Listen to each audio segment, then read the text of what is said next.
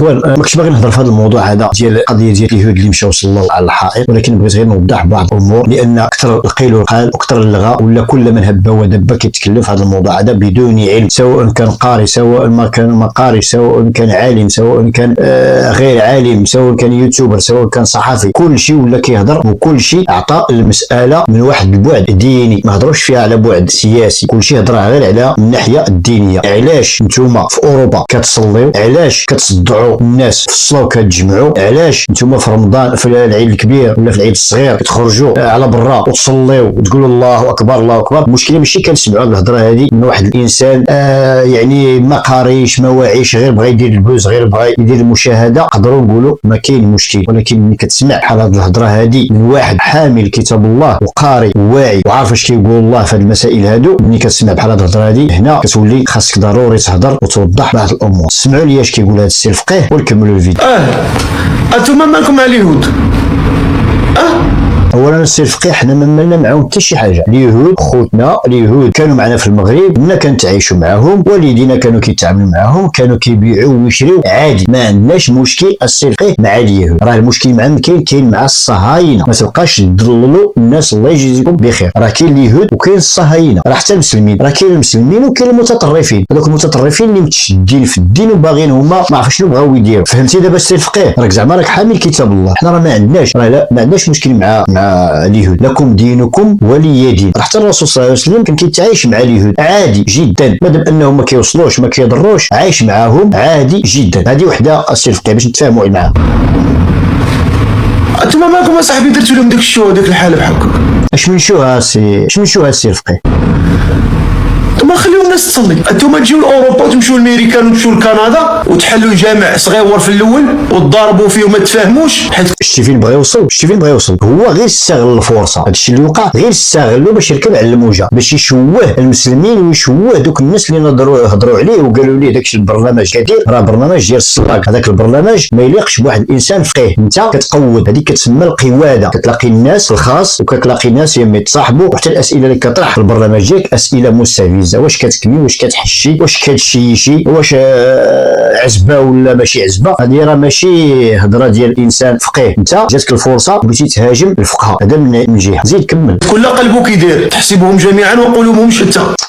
شتي هادو اللي كيحملوا كتاب الله باش كيوظفوه بواحد الاتجاه اخر، باش كيضللوا الناس، باش داك المتتبع مسكين الا كان جاهل وما كانش عارف غادي يدوخوا بحال هذا غادي يدوخوا. وتنوضوا ديروا جامعه اخرى ومسجد اخر، والله اخرين ثاني يضاربوا ونوضوا ثاني يديروا جامعه ومسجد. هادشي راه كاين فعلا، هادشي راه كاين، وهادشي راه كاين في قديم الزمان، راه كاين بنادم على حسب النيه ديالته، ماشي انت تحكم وتعمم. الا كان هذا الفقيه هذا ولا كان هذا المسجد هذا كيشفروا وكيسرقوا، راه ما يمكنش غادي تعمم كاع المساجد كيشفروا وكاع الامامات كيشفروا. لا يدخل كل حي وكل كارتي في اوروبا وفي امريكا وفي كندا فيه جامع. فين كاين المشكله السي الفقيه؟ الا كان في كل حي وفي كل كارتي جامع، فين كاين المشكل؟ انا هنا اوروبا كنتحداك السي الفقيه تجيب لي ورقه بان فيها مسجد. دابا هادشي اللي كتقول كنصليو حنا وعاطينا كنصليو وسامحيننا كنصليو، وجيب لي ورقه فيها مسجد ماشي جمعيه، مسجد. انا كنتحداك وجبد شي وثيقه وجيبها ووريها في البرنامج ديالك وقول لهم ها هي ايطاليا عطاتنا ورقه مسجد. صافي انا كنتحداك. علاش هما ما كيقلقهمش الامر؟ ما كيقلقهمش الامر السي الفقيه. غنجاوبك انا على هذه الهضره هذه. كيقلقهمش الامر علاش؟ لانهم عرفوا المسلمين شنو كيسواو، عرفوا كلامنا غير هضره فوق طعام، لا كنهشوا ولا كنشوا. فهمنا؟ حنا غير مستهلكين. فهمنا؟ بنادم جالس في الصلاه شاد التليفون، غير كيخرج شاد التليفون، تقدر تسولو باش صلى الفقيه يقول لك ما نعرفش، ولو انه يكون يصلى غير بقول هو الله احد، والله تسولو ما يعرف شنو قال باش صلى الفقيه. الجمعه علاش تحدث الفقيه والله ما يعرفها، يعني غسلوا يديهم علينا. اقسم لك يمينا لو كان ما غسلوش يديهم علينا والله السي الفقيه لا درتي شي جمعيه، والله لا صليتي، والله لا درتي شي تجمعات، وفي دارك تصلي وشوف تشوف وتلقاهم ديما عليك حاطين عليك. فهمتي السي الفقيه؟ ما بقاش تضل الناس. هاد الناس هادو ولات عندهم قناعه، الناس اوروبا ولات عندهم قناعه بان المسلمين صافي الايمان والدين الحقيقي ديال سيدنا محمد ما بقاش، ما كاينش، ولا غير اللي حسد ولا غير التمكريه ولا غير الغيره ولا غير المضللين اللي كيقراو الدين بحالك انت وكيشوهوا السمعه ديال المسلمين والمسلمين بامثالك. لان واحد الانسان عادي امي ما رفع عليه القلم، ولكن ملي كيكون واحد بحالك انت حامل كتاب الله وكتقول بحال هذا الكلام هذا، انا غنجاوبك من بعد، انا غنجاوبك علاش. كيستصغاوها وكيقبلوها.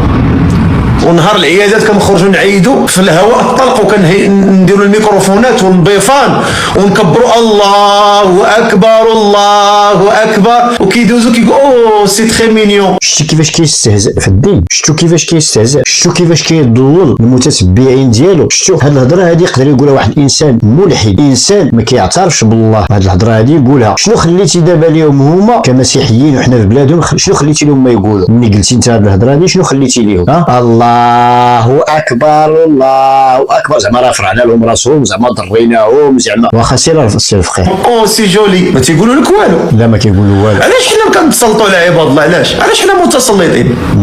انتما خليو اليهود في الثقه، راه هما اللي عندهم تيليكومون ديال الدنيا. شفتوا هما اللي عندهم تيليكومون ديال الدنيا، يعني لغى الوجود ديال الله. يعني نهار يقولوا الدنيا طويات يطويوها صافي، يعني الله ما بقاش ما كاينش. هاد الهضره هادي راه يمكن ملحد محاش يقولها. عقلوا على ديك الكلمه، اليهود هما اللي عندهم تيليكومون ديال الدنيا. قسما بالله يا تيديروا لها الدنيا اوف.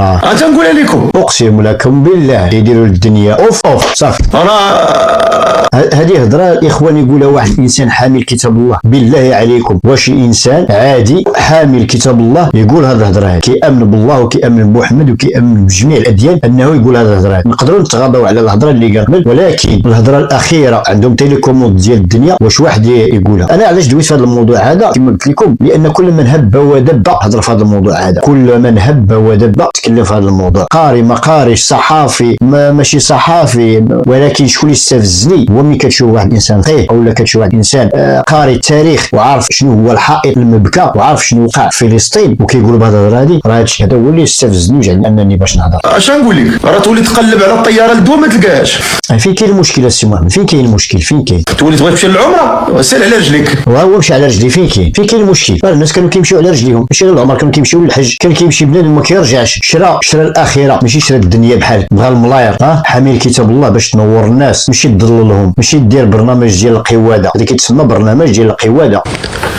سير ديك الساعه على رجليك، صلي صلاه المسافر وصلي عليه وسير على رجليك حتى توصل بشويه عليك. ماشي مشكل. فين كاين المشكل؟ فين كاين المشكل؟ الا مشى الانسان وبغى يتطوع وشرا الاخره، سمح في الدنيا، سمح لك فيها، قال لك سيدي غير ديها انت، وبغى يمشي على رجليه وعنده الاجر، وصل ولا ما وصلش عنده الاجر، لانه راه غادي بنيه الحج. راه الناس كانوا زمان كانوا كيمشيو على رجليهم، على كان شي طياره، كان شي باخره، كان شي موطور، كان شي سياره.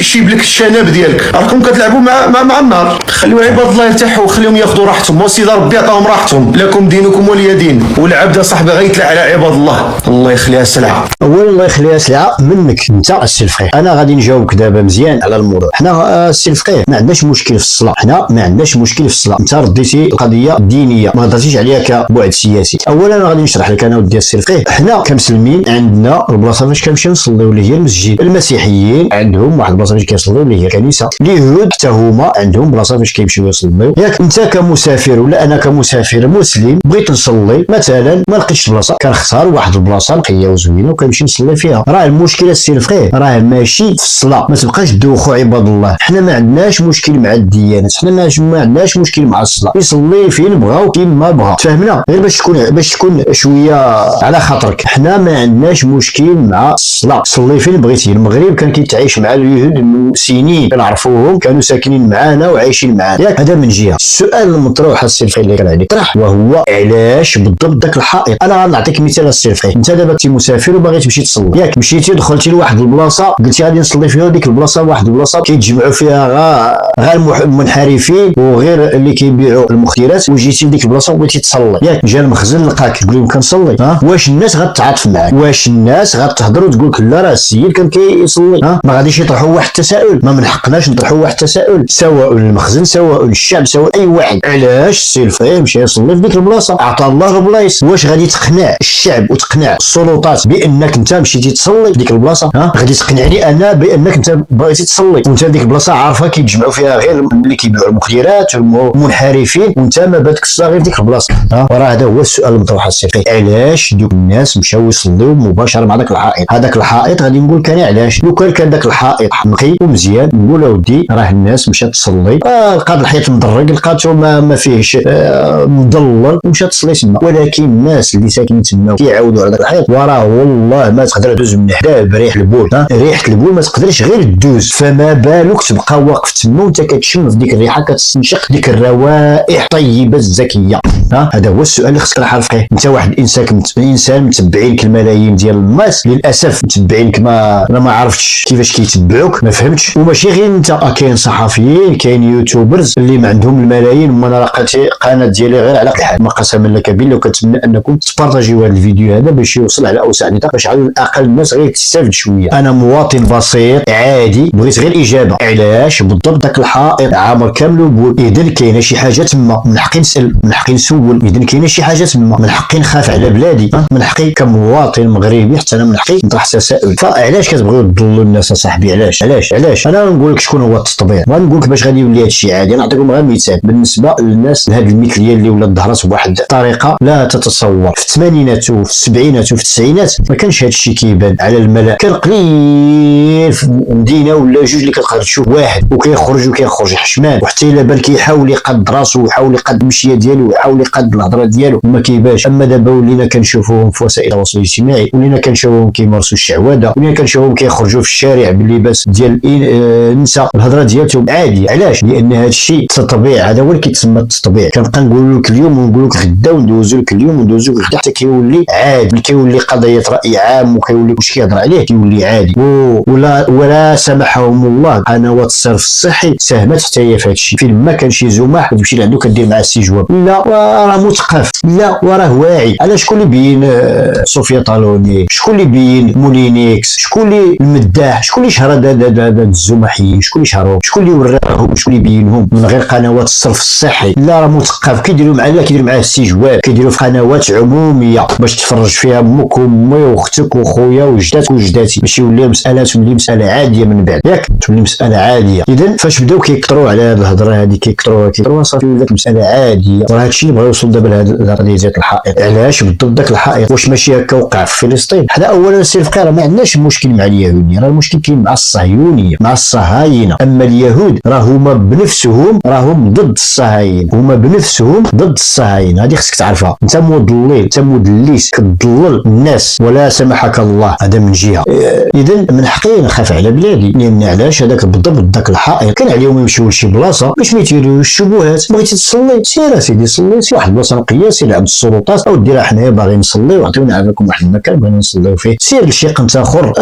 عطى الله فين تصلي من غير ذاك الحائط اللي عامر بريحه البول. اذا انا ملي كنشوفك تما بحال كيما عطيت المثال الصغير، الا مشيتي لواحد البلاصه مشبوهه وفيها الناس كيبيعوا المخدرات وفيها المنحرفين، مشيتي تما جيتي صلي جالس بديتي كتصلي، راه من حقي حتى نطرح تساؤل ومن حقي نشك. اذا كما قلت لك السي فقيه، راه حتى هكا كتبدا في فلسطين، هكا بدات في فلسطين. لا خليهم يصليو، ما كاينش مشكل. حنا كنتعايش مع الاديان، باعوا الاراضي ديالهم، خليهم يصليو. كانوا كيصليو كيجيو يبيعوا على ذاك الحيط، يبداو يبكيو ويبداو يهللوا، هما راه عندهم معتقدات في ذاك الحيط. شنو كاين موراه؟ كما وقع دابا ذاك الحائط ديال مراكش، كاينه شي حاجه مورا ذاك الحائط، اعتقادات ديالهم. من بعد بداو يجيبوا الكراسه، من بعد بداو يشريو. راه نفس القضيه هنا كاينه حتى في مراكش. قالوا لي النص ديال مراكش راه كله تباع، النص ديال مراكش كله تباع، والناس اللي كاين في مراكش يكدوا لي هذه القضيه هذه. اذا السي الفقيه غير باش نختم معك الموضوع، حنا راه ما عندناش مشكل مع الصلاه، كون مسيحي ولا كون يهودي ولا كون بوذي ولا كون ما كيهمش، دوز لكم دينكم ولي دين. حنا كنعايشين مع جميع الاديان، ما كاينش مشكل، ما عندناش مشكل. غير ما تبقاش الناس الله يجازيك بخير وغتحاسب على هذا الشيء غدا يوم الايام.